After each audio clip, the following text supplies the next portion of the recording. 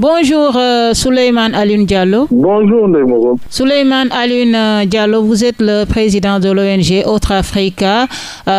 Sûrement, vous êtes au courant du blocage des rendez-vous pour obtenir des visas au niveau des ambassades établies aussi au Sénégal. Qu'est-ce que vous pensez de cette situation dénoncée par beaucoup de demandeurs de visas? Bon, vous me permettez avant tout de saluer vos auditeurs. Comme vous le constatez, nous le constatons tous ensemble, malgré nos relances, malgré nos alertes.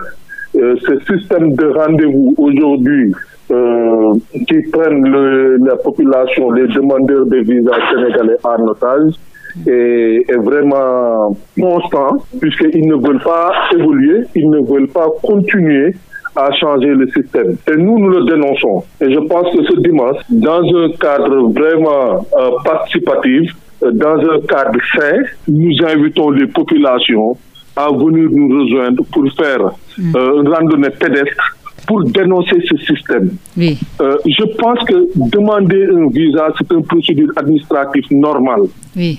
On ne peut pas prendre en otage toute une population, tout un peuple par rapport à ce système-là. Ça doit cesser. Quelle est la responsabilité de l'État par rapport à ça au niveau des ambassades établies au Sénégal? Bon, la responsabilité de l'État du Sénégal est engagée. Ce sont ses partenaires au développement, ce sont ses partenaires diplomatiques qui font ces choses-là et nous savons comment faire. Je vous donne l'exemple. Au Maroc, quand une situation pareille s'est produite avec l'ambassade de la France, les autorités maliennes ont appelé, les autorités marocaines ont appelé le consulat général de France pour qu'il rétablisse le système. Et ils ont retiré la licence de la société qui était chargée de faire la prestation par rapport à ces services de visa. Je pense qu'il faut être assez rigoureux par rapport à ça, puisque les populations souffrent par rapport à ces systèmes de demande de rendez-vous. Pour vous, c'est un système mis en place par l'Union européenne, par les puissances occidentales pour lutter contre l'immigration, ou bien pour un peu essayer de faire rester les Africains chez eux, ou bien qu'est-ce que vous pensez de ça? Madame, je vous dis vous-même d'en analyser. Si c'est un système qui a été mis pour lutter contre l'immigration irrégulière, aujourd'hui, ça favorise plutôt l'immigration irrégulière. Puisque si les gens n'ont pas espoir à avoir un simple rendez-vous pour déposer leur demande de visa, à plus forte raison d'avoir le visa, ils poussent les jeunes, ils poussent les demandeurs vers la voie clandestine, vers la voie irrégulière. On parle de réciprocité des visas. Est-ce que vous pensez que la réciprocité des visas est une solution face à cette situation que vivent les Sénégalais? Bon, ça devrait être une solution, mais on ne peut pas le faire seul. On doit le faire dans un cadre communautaire, puisque ceux qui nous le font aussi, ils sont dans un cadre communautaire. Donc, si nous essayons tous dans un cadre communautaire de le faire, ça peut porter son impact. Mais le Sénégal seul, ça peut avoir des ralentis. Ça peut avoir des ralentis. Mais le faire dans un cadre communautaire avec les autres pays voisins, la réciprocité peut avoir effet. On parle aussi d'une éventuelle politique de retour des migrants. Que pensez-vous de ça? Quels sont les avantages et les inconvénients? Bon, vous savez, c'est une contradiction par rapport aux pays européens, surtout le Schengen. Ils sont en train de régulariser les immigrés qui sont en situation irrégulière sur leur sol. Oui. Au même moment, ils disent qu'ils rapatrient d'autres immigrés dans leur pays d'origine. C'est quoi cette contradiction? Ils ont besoin de main-d'œuvre, on le sait. Ils ont besoin de ces migrants. Ils sont en train de les mettre dans leur tissu économique, dans leur système économique.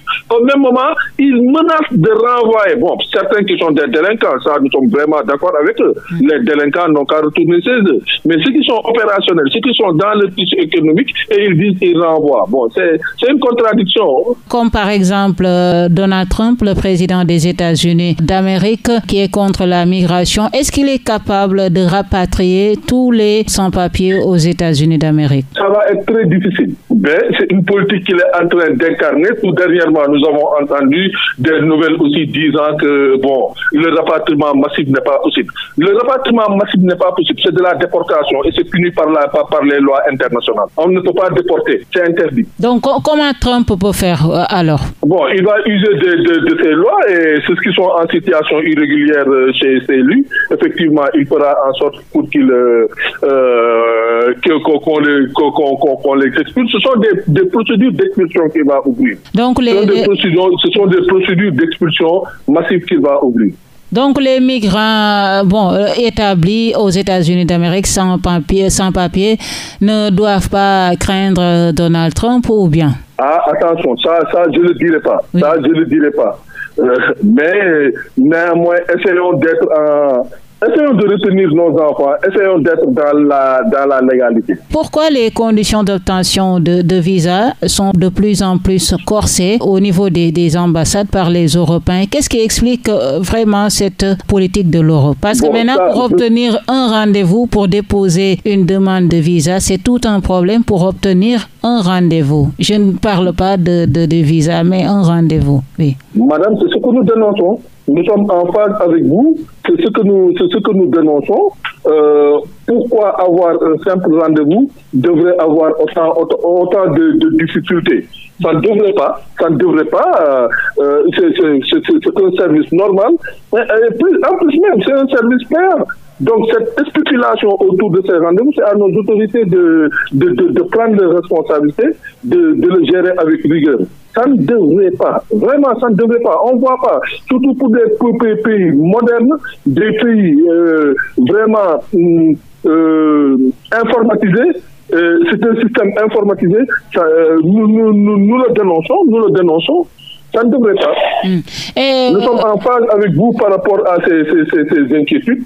Par rapport à ces dénonciations, nous sommes totalement en phase avec vous. Et l'immigration irrégulière qui continue malgré toutes les campagnes de sensibilisation, qu'est-ce que vous pensez de ce phénomène? Est-ce qu'il faut continuer à parler ou bien? Madame, ça fait presque plus de 10 ans, pour plus de 15 ans maintenant que nous sommes dans ce système de la migration irrégulière. Nous l'avons dénoncé à plusieurs reprises. Aujourd'hui, il faut changer les paradigmes d'information, de sensibilisation. Là, c'est pas la bonne musique qu'on est en train de présenter aux jeunes. Et on veut qu'ils dansent à ne pas partir.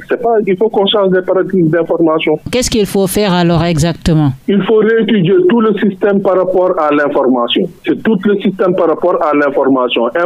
Nous sommes en train de nous plaindre de quoi? Des systèmes de prise de rendez-vous. Si les jeunes n'ont pas la bonne information, les raisons pour lesquelles il y a cette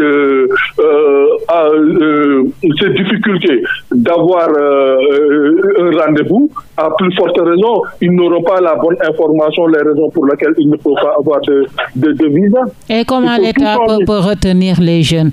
Pratiquement tous les jeunes Sénégalais veulent partir. Pourquoi les retenir? En fait, la question c'est ça. Pourquoi les retenir? Les autres, quand ils veulent venir, ils vont venir. Nous, pourquoi nous retenons nos jeunes? C'est ça la question.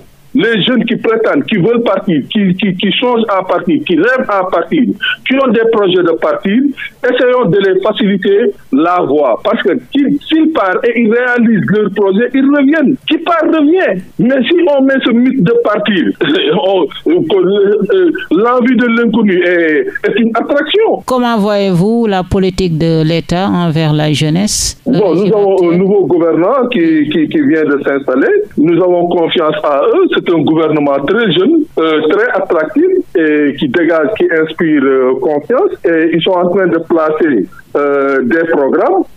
Ils viennent d'arriver, donnons-leur le temps et l'opportunité de voir ce qu'ils veulent faire. Et le moment venu, nous ferons nos appréciations et nous jugerons à travers les résultats. Et le cas Tahirou Sarr, vous en pensez quoi? Il a réussi à avoir un député à l'Assemblée nationale. Il ne compte pas changer de discours. Que pensez-vous? J'ai pas bien entendu. Tahirou Sarr. C'est qui Tahirou Sarr? Du mouvement Les Nationalistes. C'est quoi les nationalistes? Vous ne connaissez pas? Non, c'est quoi les nationalistes? Vous ne connaissez pas Tahirou Sarr? Mais madame, vous pensez que vous êtes en train de nous interroger par rapport à la politique migratoire que nous défendons? Oui. tous les Sénégalais, tous Africains, oui. tout émigré qui est à l'extérieur, nous sommes en train de nous donner au bras le corps pour les défendre, que certains qui sont ici, qui ignorent totalement la loi et pour des profils purement politiques, des intérêts crypto-personnels, qui attaquent des immigrés sur le sol africain, au Sénégal particulièrement, et vous pensez que nous allons donner attention à ces gens-là? Soyons sérieux quand même.